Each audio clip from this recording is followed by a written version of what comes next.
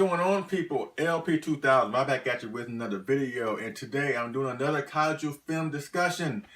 First, I did a Kaiju film discussion dedicated to the wild, campy, and just unbelievably fun Showa series, the film series of Godzilla. Then I went to the more grounded and almost more serious with the Heisei film series. Now I'm doing the final film series of Godzilla, the Millennium Series. And yes, this has really been fun, me going through these films and watching them and just in a way kind of get a newfound love, or at least respect for them, you know what I mean? And even though this is my third favorite film series of Godzilla, by no means is it like even though it's my least favorite, it doesn't mean that I don't like it at all, because I really do enjoy them.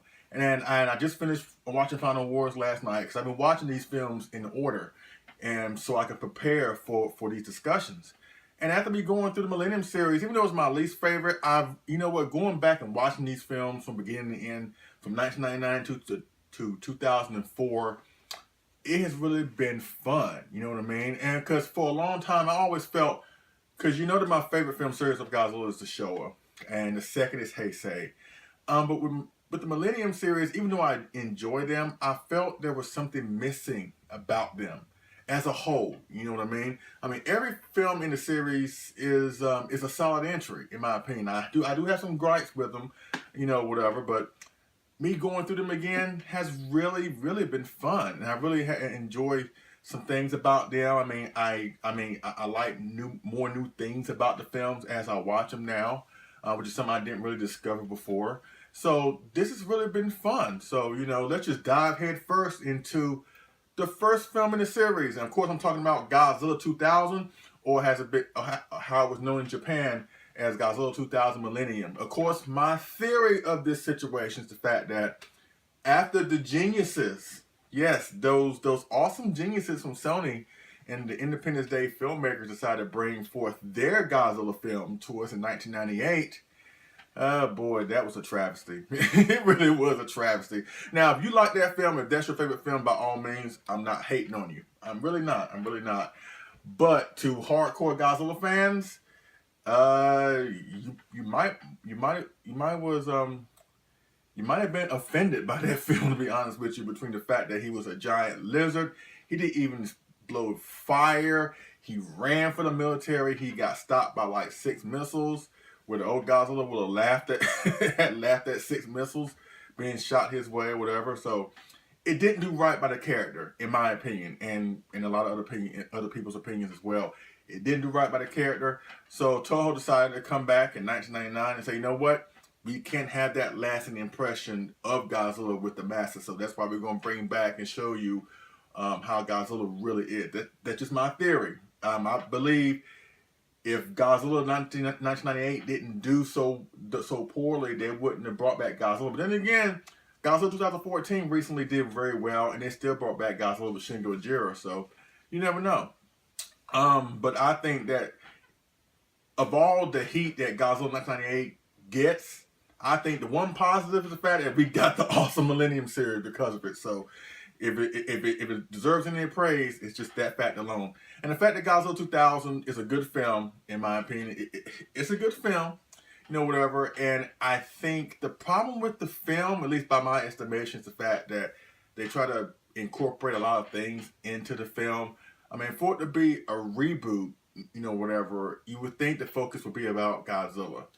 But once the UFO and the Orga storyline comes into play, it kind of takes the focus away from Godzilla. I think that was kind of like the main problem with Godzilla 2014. Because from the trailers, we thought that, we knew from the trailers that there was other monsters in the film, at least one other monster in the film besides Godzilla. But we thought, going by the trailers, that Godzilla was going to be the sole focus. But once you saw the film, you realized Godzilla got the focus in the beginning maybe, but then once the Mutos appeared, it shifted from Godzilla to the Mutos, and it became all about them in a way.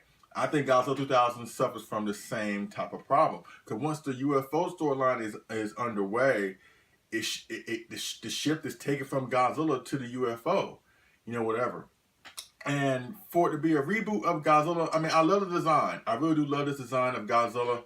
as you can see. Let me just say this. These are all my figures pertaining to the Millennium movies. Majority of X Plus, except for the two King Ghidorah model kits here from GMK, King Ghidorah, and Kaiju from Final Wars. Hopefully X Plus will rectify that, because, you know, I'm an avid X Plus fan and supporter and customer. So hopefully they'll rectify that by giving us more Millennium characters, whatever. They're kind of lacking in that department, but hopefully we'll get some more Millennium characters in the future. So S Plus, if you're watching, you're listening, please rectify that. We need more Millennium pieces. But going back to Godzilla 2000, I enjoy the film for what it is, you know, whatever. To me, it's like a Showa film that was made in the Millennium Series, you know, whatever. You have Godzilla coming back, you have UFOs, you have an alien monster or whatever, and it just incorporates so many great things that I love about the Showa films. So I think it's a solid entry, and it was a solid entry to start off the Millennium Series, and it ends with the cliffhanger. That's one of the things I love about the the Millennium Series, among other things, that the fact that almost every film in the series ends with a cliffhanger, or it ends on an open note. It doesn't end sometimes where the situation is resolved, but I'll talk about that later on. But yes, this is a solid entry, solid first entry in the Millennium Series, Godzilla 2000. Like that film. No, I love that film. Yeah, I love the film. Yes. So we go to the next film, Godzilla X Megaguirus. And let me just say this: I think this film is one of the most overlooked films in the series of any series, where it's the Showa, Heisei, and Millennium. I think this is one of the most overlooked Godzilla films of all time, and because there's so much to love about this film, you know what I mean? Megaguirus, a cool opponent. The whole storyline about Godzilla, you know, coming back or whatever. And once again, it goes back to what I said about what I love about the Millennium Series, is the fact that all these films, with the exception of one, are reboots. They're basically individual tales. They all jump back to the 54. They ignore the Heisei, they ignore majority of the Showa. They all jump off the 54. And I really do enjoy that, whatever. And for us, Godzilla Megaguirus, there's so many things to love about this film. Even in the beginning, where you see this Godzilla design spliced in with the 1954 footage, where it shows this Godzilla attacking Japan in 1954 like the original did. That was very clever. I really do enjoy that.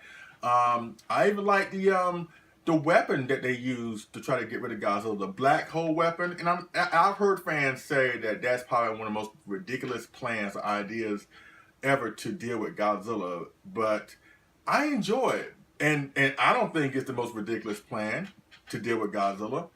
Y'all remember Project T from Space Godzilla? So no, I don't think the black hole weapon is the most ridiculous idea or combative idea to deal with Godzilla. So between that, the fact that, you know, he fights, you know, Megaguirus, or he fights the army of Meganula that suck his energy and they take it back to the Queen. Then the Queen comes and finds Godzilla and they have a battle, which is a great battle between two contrasting monsters. And by far, Megaguirus is probably the swiftest monster that Godzilla's ever faced. You know, whatever. And between that and the music, that's one thing. I love this new theme of Godzilla that you heard in the intro of the video. That is a really, really good theme. Now, I don't think it will ever replace the original iconic Godzilla theme, but it's good for the Millennium Series. It's good for what they tried to portray Godzilla in this series. So I love that theme. I really do love that theme. And of course, you know, even though Godzilla as Megaguirus is the title of the film, to me it's like Biollante. Godzilla's Biollante, the second film of the Heisei period. Since this is the second film of the Millennium Series, I think that film is kind of like Biollante. It's the fact that you got a new monster, and the story, despite the title, is more about the eradication of Japan. Eradication of Godzilla, and how to defend Japan from Godzilla. And as a matter of fact, that's even in the title of the Japanese title of the film, Godzilla X Megaguirus, I think the G-Annihilation Project or something like that. But the whole story centers around the eradication of Godzilla completely. And even after Godzilla and Megaguirus fight, there's still more movie after that or whatever, you know. So the fight between the two monsters is not really the focal point, you know what I mean? And which is cool and interesting, you know, whatever.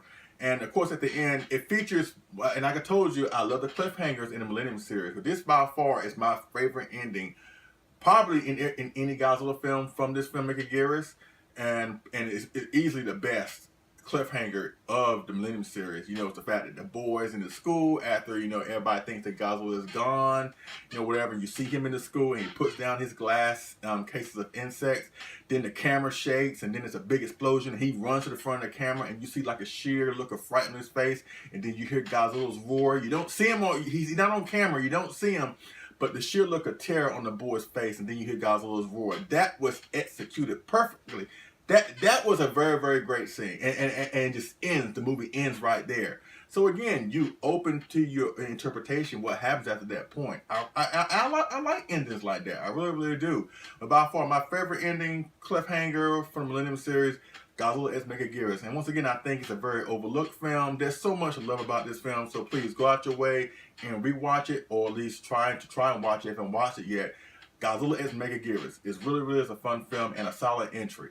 Now we go to the third entry of the Millennium Series, and by far, if you know me and know my channel, and if you especially know my beautiful wife, we come to my favorite entry in the Millennium Series, and of course I'm talking about the highly popular Godzilla, Mothra, King Ghidorah, Giant Monsters All Attack, as we know it better as GMK. Wow, this is just an awesome film. It really is an awesome film. And to me, it's a near perfect Godzilla film. To me, my favorite and to me, the most perfect Godzilla film, or the perfect Godzilla film for me, besides maybe the 54s, of course, Mothra vs. Godzilla. I can't find one single flaw in that film, even though I know I'm kind of biased when it comes to that film. But this film, GMK, it is almost near perfect. It is almost there. Monster action, solid. Godzilla as the most evil, nasty villain that he could be, solid. You know, whatever. The music it's good. You know, it's good. The story is really, really good. Really, really great. You know, it just so many wonderful things about this film that makes it just the best, in my opinion, of the Millennium Series. Thank you to Mr. Shisuke or Shisuke Kaneko, who helmed the awesome Gamera Heisei films. You know, whatever. He was at the helm of this movie, and it kind of shows in the film, especially with the way he directs his camera angles and his cinematography, and especially the music, whatever. You can tell he had his hands on it. But a part of me kind of wonders what would have happened had Toho gave him more mobility or more free reign to do what he wanted to do. Because originally Godzilla was going to be opposed not by King Ghidorah, Mothra, and Baragon, but by Baragon, Anguirus, and Varan. But Toho decided to put their hands into it and took out Anguirus and Varan and exchanged them for Mothra and King Ghidorah for marquee value, which I can understand that because at the end of the day, Toho's a business. But I kind of wonder what would happen if they would have went with that original plan. Or there's also a part of me that kind of wonders, considering how perfect and how awesome he was able to turn Gamera's character around with the Heisei films of Gamera, I kind of wonder what would happen if he was able to have Godzilla in the film by himself. Because that's the one thing that the Millennium Series doesn't have that the Showa and the Heisei film series had. They had at least one film where Godzilla's in the film by himself. And I think this would have been a perfect time to have a film like that of Godzilla versus humanity, because they have a subtle message in the film. It's the fact that, you know, that this younger generation, you know, kind of like forgot the sins of the past or whatever, and forgot the sacrifices of World War II. That's why Godzilla in this film is basically an evil, supernatural, unholy version. He's possessed by the souls because they felt they had been disrespected or forgot about. So to have this evil, super pissed off version of Godzilla come and attack Japan with no monsters defending the country, just humanity against Godzilla. How can humanity overcome something this evil, something this terrible, something this destructive? And had Mr. Kaneko had been given free reign to execute a story like that, I kind of wonder what would have happened. You know, whatever. You know, it's just one of those things I think about. Because this Godzilla, oh my God, he is brutal. He is heinous. He is despicable. He is evil, whatever. I mean, I always say that Mothra vs. Godzilla is probably the most evil Godzilla, but this Godzilla takes the cake when it comes to evil.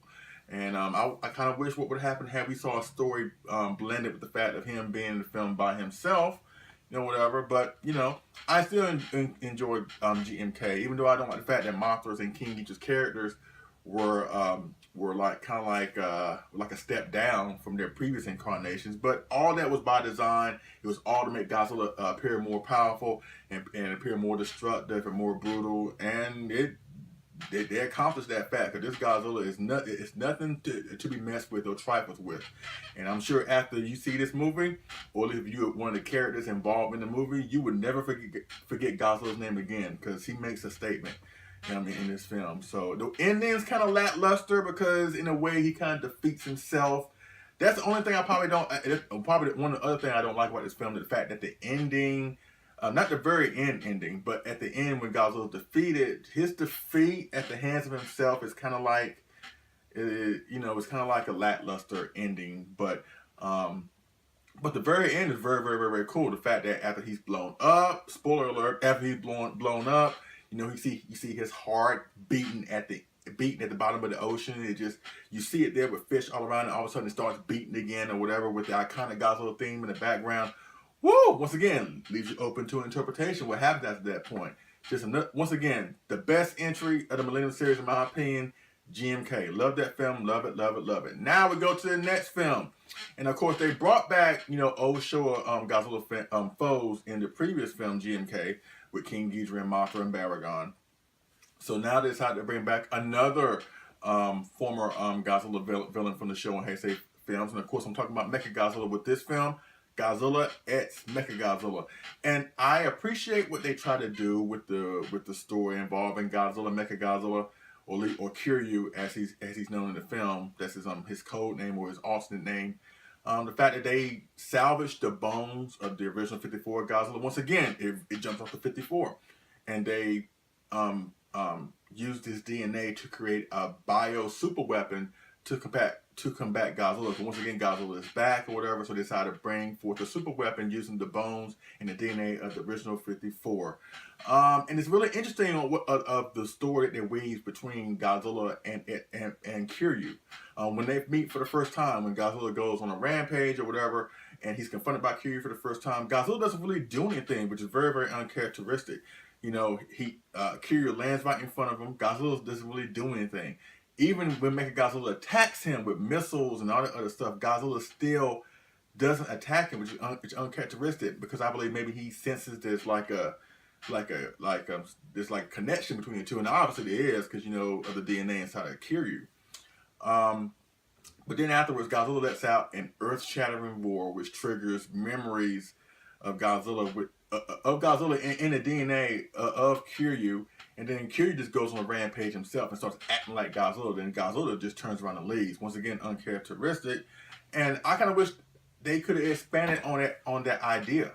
You know what I mean? I kind of wish that, we could have saw like Kiryu become more self-aware. And of course, in the film, he eventually shuts down because of having his power run out. But I kind of wish they could have expanded that a little bit further. Like have Kiryu become the enemy for a while. Become more self-aware, like find alternate ways to get more power. And then maybe we could have saw Godzilla and Mechagodzilla on the same side, destroying the world. That's one thing we have not seen in a Godzilla film when it comes to Mechagodzilla. We have not seen those two on the same side, either for or against humanity. And I think that would have been a cool way to go. And even though I don't like the story involving the characters in this film, I can't get behind the characters, even though there's a strong female lead. And that's one thing I like about the Millennium Series also, the fact that between Megaguirus, GMK, and this film, you have like 3 strong female leads, 3 female characters that has the story built around them that you kind of get behind, or at least you get behind the characters just a little bit. But the rest of the characters in this film in particular, I just can't get behind. I'm just more so behind Godzilla against Kiryu. But the one thing I would say that about this film involving Mechagodzilla and Godzilla when it comes to Mechagodzilla and Godzilla showdowns is the fact that this film features probably the best hand-to-hand fighting between Godzilla and Mechagodzilla. Because in the past, their fights have been, consistent of beam attacks. And Mechagodzilla has always been good on the offense, when he's shooting his weapons from a distance or whatever. And Godzilla does sometimes gets in his face and get punches and kicks him and all that good stuff. And it shows that Godzilla is very not good at defending himself. whatever. But in this film, Kiryu not only can defend himself, he is bringing the fight to guys a little bit close combat. He's picking them up and he's slamming them. Between the weapons that he has, also he delivers basically just a nice hand-to-hand close quarter combat with Godzilla, and I really do enjoy that, whatever. And of course, at the end, it's a draw, whatever. Kiryu's badly damaged, but he also basically maims Godzilla in his chest, where Godzilla is so much in pain that he can't continue to fight. So I think that was really good. I think it was a really, once again, another solid entry, even though I find issues with some of the characters, except for the female lead character. But it's still a good film. It really is a good film. Then we go to the next film of Godzilla Tokyo SOS, or the original title is Godzilla X Mothra X Mechagodzilla Tokyo SOS. Whew, long title. But then again, so is GMK. But this film is basically a sequel to the previous film, Godzilla X Mechagodzilla. And it includes Mothra. And basically in this film, Mothra basically tells humanity that, you can't use the bones of the original Godzilla to make Kiryu, because it disrupts like the flow of life on Earth or whatever. And if they continue to do that, Mothra will attack Japan. And that's one thing I kind of wish that we would have saw. Cause I know in this film, whatever, I think Mothra is one of those monsters that's kind of like overexposed, or you see a lot of, or there's like she's involved in stories that don't really need her participation. It just depends. But I kind of wish that we should have saw that, or we could have saw that maybe they would have shown them using Kiryu for like test runs or something. But it shows that they're not going to abandon the project, which they don't do anyway. So Mothra takes upon herself out of nowhere to just start attacking Japan. And that's one thing about Mothra that we have never seen before, because Mothra has always been a positive and a good monster. You know what I mean? Or even though when she caused destruction, there's like positive intentions, except for the fact when she was controlled and destroyed all monsters. But majority of the time, Mothra is always on the side of good, or the side of right. So it would have been good to see something different from Mothra. See her just destroy stuff and make do on her promise. Have like a bad guy persona just for a few minutes, whatever. Then, because obviously they weave this into the story, because they weave the whole Kiryu aspect in the story about them being reluctant to use Kiryu, whatever, because they're afraid that he may run wild again because of what happened in the previous film, which I enjoy that dynamic as well. But still, they still send Kiryu out, and he fights Mothra, which is something we haven't seen before, whatever. Then Godzilla comes in, and instead of like every other monster opposing Godzilla, it would have been like a triple threat where every monster is in it for themselves, and the last monster standing will be the winner. Whatever. I kind of wish they would have took that route. At least done something more with Mothra. Whatever. Show her have a mean streak. I think that would have been good. But still, it still is a good film. Once again, I can't get behind the characters, whatever. It's just one of those stories where I just can't get behind. I'm more interested in the monster action. I do find it funny that the lead guy in the film, the guy that works on Mechagodzilla or Kiryu, he kind of takes things a little bit too seriously. I mean, seriously, watch the film. Like, you can't say nothing bad about Kiryu around him. If you do, he may take a knife and gut you with a fish or something like that. Gut you like a fish. But it's just, yeah, don't say nothing bad about Kiryu around that dude. He takes it real personal. But other than that, it's a good film. I think it's probably out of the two. I probably prefer Godzilla X Mechagodzilla, because that film featured Godzilla and Mechagodzilla fight one-on-one. It doesn't involve the inclusion of another monster, either for or against Godzilla or whatever. So out of the two, I prefer Godzilla X Mechagodzilla. But still, Godzilla Tokyo SOS is still a good film nonetheless. All right, which leads into the final film of the Millennium Series. Probably the most controversial film ever in the Godzilla film franchise, with the exception of Godzilla vs. Hedorah. And of course, I'm talking about Godzilla Final Wars. And y'all know that's not high up there with me. It's not my favorite Godzilla film, and a lot of folks feel it had missed opportunities or whatever. And I'm not going to go on and bash the film, but after watching it last night, I really do enjoy this film. I forgot how I enjoyed this film when I watched it for the first time. Then after I watched it a few more times, I kind of like saw the flaws in it, and it took me out of it. But I haven't seen Godzilla Final Wars in a while. But then when I knew I was doing this video series, like I said, I've been going through the films, and when I watched Godzilla Final Wars last night, I had a fun time. I enjoy the premise. I think the execution is just where it kind of like falls flat. Whatever. The monster battles are very, very brief. At the same time, it was fun seeing these monsters come back. Majority of the Showa, whether that's Hedra and Ebra for 2 seconds, Anguirus for not Varan, Anguirus, Rodan, King Caesar. Even though King Caesar looked like he was sewn together by a dilapidated bear rug. But I like the premise of these monsters coming back, kind of like Destroy All Monsters, where the aliens come in. They use monsters to take over major cities of the world, or just the whole world in general. And so they use Godzilla as a weapon of war to deal with all the monsters. But the one monster that was not present in this film, which I think could have been used properly, was Mechagodzilla. But obviously he was used in the previous 2 films, whatever, and you don't want to overexpose him. But at the same time, Mothra has appeared in 3 films in this series. So you mean to tell me that you couldn't use Mechagodzilla in Final Wars? Because that's the one big name that was not present. Almost every big name monster from the Showa, Heisei, and especially Millennium films were in this film, except for Mechagodzilla. And I would have liked to see Mechagodzilla at the very end team up with Godzilla to take out, Gigan and Kaiser Ghidorah or whatever.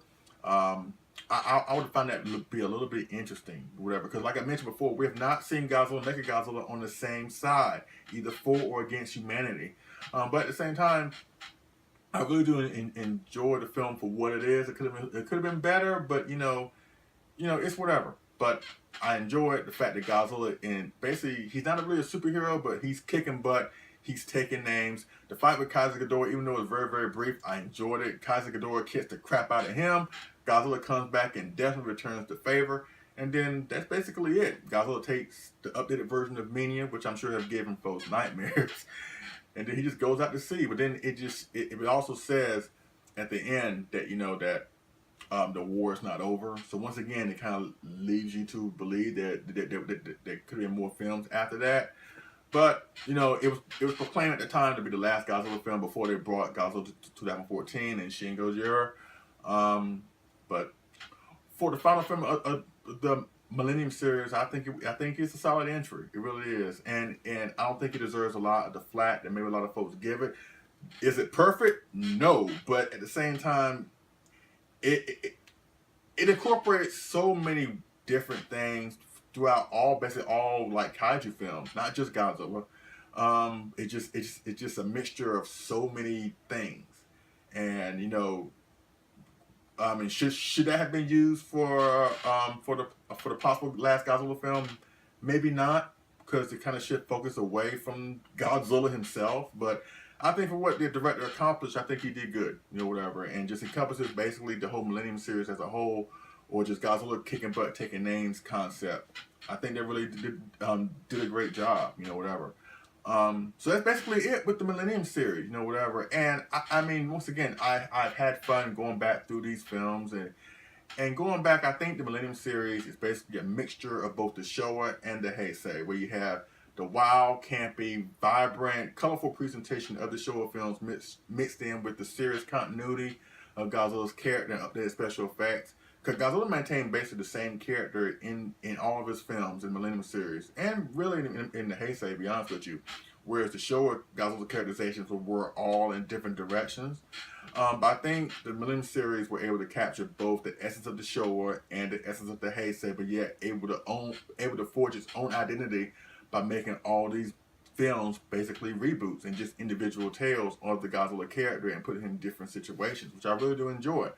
Like GMK, whatever. Like the first time you see Mothra and King Ghidorah take on Godzilla, whatever. So I think that they incorporate some, even though just maybe old storylines or old monsters, but they revamped them and made them interesting, whatever. So I think they did a great job, whatever. Of course, I have my gripes with some of the with some issues. I have some issues with some of the some things involving the film series, like in the Showa series, even though it's my favorite film series of Godzilla, I kind of wish they could have kept him more of a bad guy in a couple more movies. I kind of wish they could have waited a little bit longer to turn him into a good guy, whatever. In the Heisei, I kind of wish they could have got more creative with, giving monster different roars instead of the same roar. You know, just special effects were kind of wonky. Millennium Series, some CGI, because they incorporate CGI in these films, but some CGI effects are just not what they should be. But through it all these films got one thing in common. They are highly entertaining, and that's the whole point of these films. You know, whatever. It has brought so many folks together. You know, whatever. So this has been really been fun of going through these films. And once again, like I mentioned before, it never gets old. It's always fresh. You can pop any one of these films in, whatever. Whether it's GMK, Godzilla vs. Megalon, Godzilla vs. Space Godzilla, Godzilla 1985, the original 54, King Kong vs. Godzilla, Godzilla Tokyo SOS, Godzilla vs. Megaguirus, Godzilla vs. King Ghidorah. You can pop in any one of those films and still be entertained. And that's what this series is all about when it comes to Godzilla. You know, whatever. You know, he's a popular character. You know, whatever, like James Bond, Superman, Batman. He's got a laundry list of great movies. There's some questionable moments, sure, but through it all, he has stood the test of time. That's why he is loved so much by me and a lot of other Godzilla fans out there. So that's pretty much it for this film series, my Kaiju film discussions of the Showa, Heisei, and the Millennium Series. So have fun this weekend. Go to Walmart, Amazon.com. Pick up these Blu-rays, pick up the Blu-rays of the Millennium films, because they are definitely out there, and have a good time, all right? With Godzilla 2000, Godzilla vs. Megaguirus, GMK, Godzilla X Mechagodzilla, Godzilla Tokyo SOS, and of course, Godzilla Final Wars, and you will not be disappointed. Yes, this has been great. Once again, X Plus, please make us more Millennium pieces. We need them.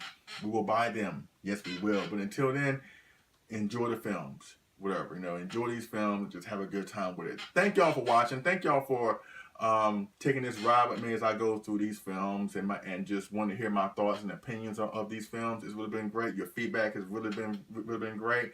I welcome all feedback, even constructive criticism. Y'all have been the best. Y'all have been so wonderful to me and my channel, and I cannot thank y'all enough. All right, so that's pretty much it. So I thank y'all for watching. I appreciate it, and I will see y'all again on the next figure and move review. All right, y'all take it easy.